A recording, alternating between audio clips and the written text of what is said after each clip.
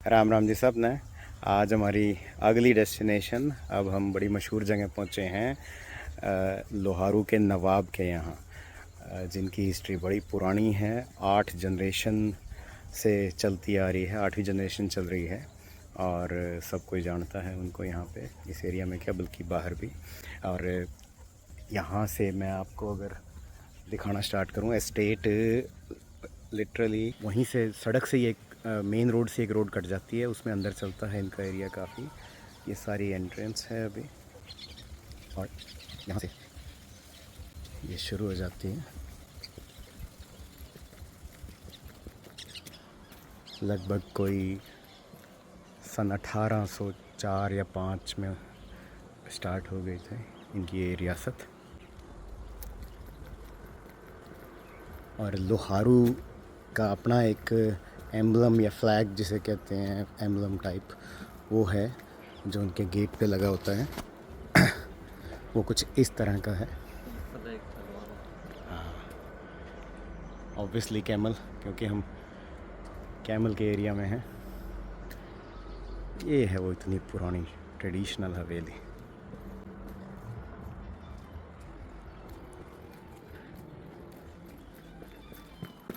अभी अंदर जाएंगे, अंदर जाके आपको मिलवाएंगे 8वीं पीढ़ी के नवाब से भी, नवाब के छोटे भाई, क्योंकि बड़ा भाई नवाब बनता है।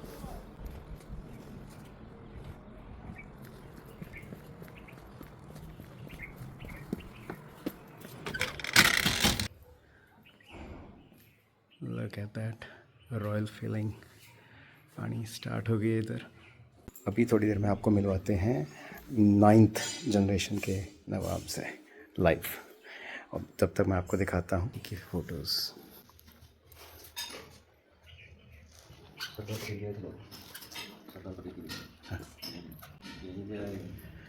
ये देखिए, सरदार पटेल जी भी लोहारू आए हुए हैं। क्या बात है। तो अगर हम विज़िट कर रहे हैं तो हम भी बहुत लकी हैं। इस रूम में विकास जी, you will find 8 generations you will see in this room only. 8 generations are there in this room. The founder of our family is Nawab Ahmad Bakhsh Khan. His portrait is over here. What He was actually this was the state was founded in 1804 or 5. Okay. So and our main state was Firozpur Jirka, not Loharu. Okay. Firozpur Jhirka was a state near Delhi. ये जो नू और ये मेवात और ये जो reason है ना, ये पूरा था। ओके। हाँ, ज़बरदस्त इनकी कैवलरी थी। ओके। तो इन्होंने बैटल्स Before 1804. हाँ, तो he was the legal person, advisor of Maharaja Bakhtawar Singh of Alwar. Okay. Maharao Bakhtawar. उस टाइम पे अलवर का नाम था मछेरी। अलवर, हाँ, अलवर का नाम था मछेरी। तो उनको भी बैटल में हमने मदद की, और उनके लीगल वो भी थे वो, तो उन्होंने खुश होकर ये दिया था उनको। और ब्रिटिशर्स के तरफ से फिरोजपुर जेल का मिला था उन्हें। ओके। तो he was a great warrior also and a statesman also.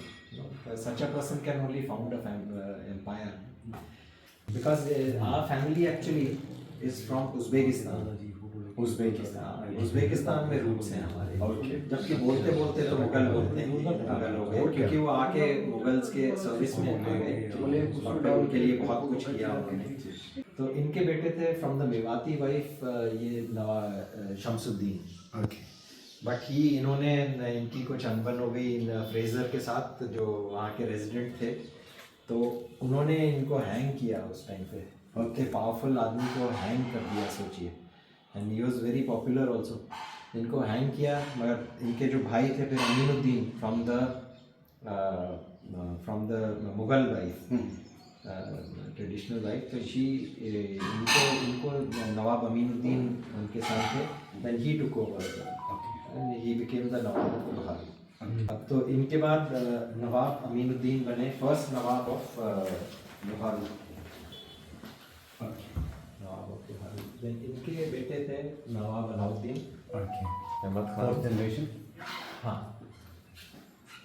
Then after him was his son was Nawab Sir Amiruddin, He was again a very prominent figure in the ruling class में जो वो थे ना, क्योंकि जो अपना ये नरेंद्र मंडल था ना, ये जो नरेंद्र मंडल, इसमें ये कोई बहुत की इनका रोल था, कोऑर्डिनेशन का रोल, ऑर्गेनाइजेशनल रोल था नवाब सर अमीरुद्दीन का। तो इनको इन ब्रिटिशर्स के तरफ से KCI भी मिला था, knight commander of British empire.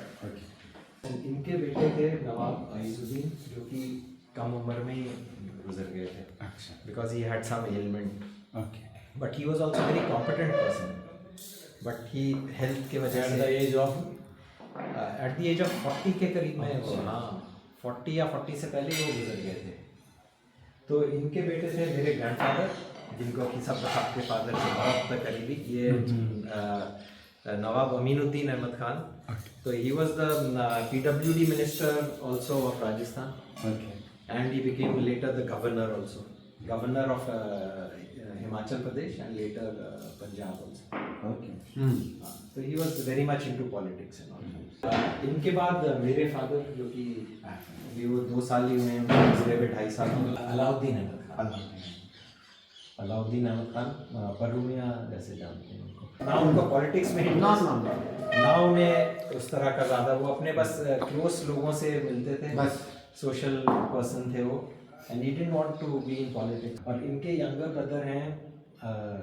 Brother हैं दुर्रू मियां, जो कि पॉलिटिक्स में है, राजस्थान में हेल्थ मिनिस्टर थे। आगे आपकी जनरेशन में कितने हैं? इनके बाद मेरे एल्डर ब्रदर जो हैं, जो दुबई में हैं, ठीक है, हाँ मुझे पता है। एक्चुअली वो he is actually the Nawab, 9th Nawab, 9th नवाब है। उनका नाम अमीरुद्दीन अहमद खान। अमीरुद्दीन अहमद खान। और आप? अमीरुद्दीन अहमद खान। मैं रियाजुद्दीन अहमद।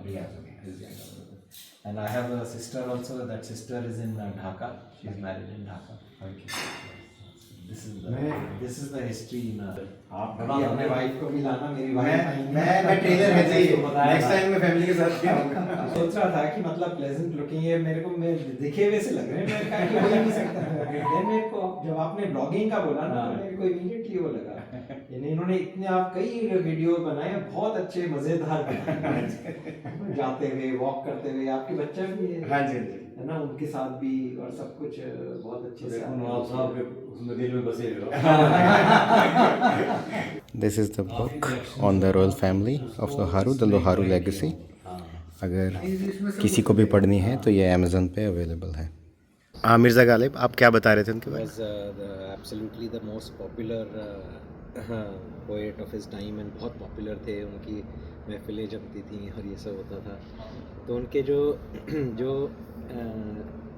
नवाब अहमद बख्श खान जो थे, वो हमारे फाउंडर ऑफ फिरोजपुर का एंड लोहारू फैमिली। तो इनके यंगर ब्रदर थे Ilahi Bakhsh Khan. He was not interested in politics and ruling and anything, he was a pious man, जैसे सूफी संत नहीं होते उस तरह के, मगर he was a very good poet, brilliant poet. तो गालिब और इनका कनेक्शन, गालिब और इनका उस तरह से कनेक्शन था। इनकी बेटी थी उमराव बेगम, तो Ghalib married Umrao Begum, and that was how he came into the, he married into the Loharu family. Wow. तो उस टाइम पे एक्चुअली लोहारू फैमिली में बहुत एमिनेंट पोएट्स रहे, बहुत eminent poets, but best known of course is this one. But जैसे नवाब अहमद बख्श खान के जो बेटे थे शमसुद्दीन अहमद खान, उनके he had this thing with छोटी बेगम करके एक थी, तो उनके बेटे थे Daag Dehlvi. Daag Dehlvi is absolutely very famous poet. He was contemporary of Mirza Ghalib, but much younger than. Okay. तो दाग दहलवी का एक बहुत एक वो है कि वो उनके पोइट्री के बारे में क्या ख़ास था कि वो आप उनको जैसे कोई भी टॉपिक देना तो एक्सटेम्पोर वहीं के वहीं बनाते थे। ओके। वहीं के वहीं शेर On the spot. करना मायने रखता है ना। हाँ, दैट वाज हिज USP जैसे होता है, तो अलग अलग उनके बहुत बड़ी बात थी। प्रिपरेशन के साथ एक अलग चीज़ है, but on the spot is different. और फिर लोहारू फैमिली जनरली में बहुत सारे पोएट्स रहे, बहुत एमिनेंट पोएट्स, नाइस। जमीलुद्दीन आली, बहुत सारे, यहाँ तक कि बोलते हैं कि around 100 and something 14 poets, well-known poets from the Loharu family, and not just the main Loharu family, उनके जैसे मामा चाचा लोग होते हैं उस तरह के उनमें बहुत। जैसे हमारी बात हुई अभी 9th नवाब के छोटे ब्रदर से, तो बेसिकली आपने देखा कितने नाइस हैं, how down to earth is, और कितने अच्छे से पूरा एक एक चीज़ को समझाना बताना, और कितना कम्युनिटी में समाज में मिले हुए हैं। हाँ, इसमें कोई दो राय नहीं है कि एक टाइम पर एक टसल भी रहा, और जो कि मैंने थोड़ी देर पहले जिक्र किया था जब हम सिंघानी गांव था जब, कि वहाँ पे फ़ाइट भी हुई है, तो लोहारू के नवाब से शौरानों की फ़ाइट भी हुई है। वो भी एक टाइम था, देखो वो भी एक दौर था। और उस टाइम पे भी जब माइग्रेशन हुई, तो मैं भी शायद उस एक माइग्रेशन का पार्ट हूँ कि मेरे फोर फादर्स कभी मूव कर गए थे इन्हीं की वजह से। तो इनकी क्या मतलब, जब उस टाइम का जो टाइम था उस टाइम पे वैसे चलती थी चीज़ें। जब आज का टाइम ये है, आज इनको उनसे कोई वो नहीं है कि इन्होंने ऐसा किया या क्या किया। तो अब सब भाईचारे का प्रतीक है। बहुत अच्छा मैं यहाँ पे देख रहा हूँ कि जो लोकल लोग हैं ना, जो पुराने लोग हैं आपस में, वो उतने ही जैसे पहले ज़माने में आपस में कोई धर्म का लेना देना नहीं, कुछ नहीं, वो वैसे ही प्यार से रहते हैं आज के टाइम पे भी। तो ये बहुत अच्छा एक एग्ज़ाम्पल है। तो और वैसे भी सच बात तो ये है कि जो हो जाए उसे भूल जाना चाहिए और आगे बढ़ना चाहिए, हमेशा प्यार बढ़ाना चाहिए हमेशा, वरना उससे मैं कुछ नहीं रखा। ये बैक साइड पे देखेंगे हवेली के, तो कोई ज़्यादा दूर नहीं, बॉर्डर पे ही है बिल्कुल आगे, राजस्थान का बॉर्डर स्टार्ट हो जाता है।